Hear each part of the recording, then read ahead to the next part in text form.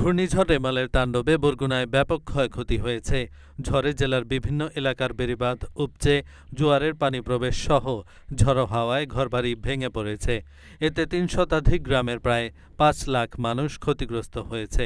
শনিবার থেকে বরগুনায় ঘূর্ণিঝড় রেমালের প্রভাব পড়তে শুরু করে। পরে রোববার মধ্যরাত থেকে রেমালের তাণ্ডব শুরু হয়ে চলে সোমবার সন্ধ্যা পর্যন্ত। এ সময় প্রচণ্ড ঝড়ো হাওয়া ও ভারী বর্ষণে জেলার বিভিন্ন সড়ক ও নৌ যোগাযোগ ব্যবস্থা বন্ধ হয়ে যায়।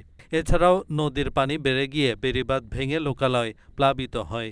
ঝড়ো হাওয়ায় গাছ পড়ে বিদ্যুৎ বিচ্ছিন্ন হয়ে যায় পুরো জেলা। বিধ্বস্ত হয় কয়েক হাজার মানুষের বসতবাড়ি, পানির নিচে তলিয়ে যায় মাছের ঘের ও ফসলি জমি। জেলা প্রশাসকের কার্যালয় সূত্রে জানা যায়, ঘূর্ণিঝড় রেমালের তাণ্ডবে বরগুনার বিভিন্ন এলাকায় বন্যা দুর্গত মানুষের সংখ্যা প্রায় ৫ লাখ। এদের মধ্যে ৩৭ জন আহত হন।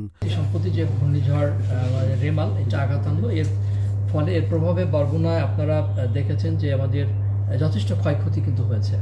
তো আমাদের একটা সবচেয়ে পজিটিভ যে কোনো মানুষ কিন্তু এই ঘূর্ণিঝড়ের সময় নিহত হয়নি। এটা একটা আমাদের জন্য একটা ভালো খবর বলতে পারেন। আমরা চেষ্টা করেছিলাম জেলা প্রশাসনের পক্ষ থেকে আমাদের সকল উপজেলা প্রশাসনের মাধ্যমে, যাতে এই যারা বিশেষ করে বেড়িবাঁধের বাইরে যারা ঝুঁকিপূর্ণ জায়গায় অবস্থান করছিল ঘূর্ণিঝড়ের আগ মুহূর্তে, তাদেরকে কিন্তু আমরা নিকটতম আশ্রয় কেন্দ্রে আনতে সক্ষম হয়েছিলাম। বিপুল সংখ্যক মানুষ কিন্তু আশ্রয় কেন্দ্রে অবস্থান করার কারণে এই মানুষের জীবনহানিটা কিন্তু আমরা রোধ করতে পেরেছি। পাশাপাশি আমাদের যে ৪২টা ইউনিয়ন, এই ৪২টা ইউনিয়নই কিন্তু কম বেশি ক্ষতিগ্রস্ত হয়েছে। এ পর্যন্ত আমরা প্রায় ৩১৩টি গ্রাম, যেটা আমরা প্রাথমিক যে তথ্য আমরা পেয়েছি তাতে দেখেছি যে বিভিন্নভাবে তারা ক্ষতির শিকার হচ্ছে, হয়তো পানিবন্দী হচ্ছে, পানি প্লাবিত হচ্ছে।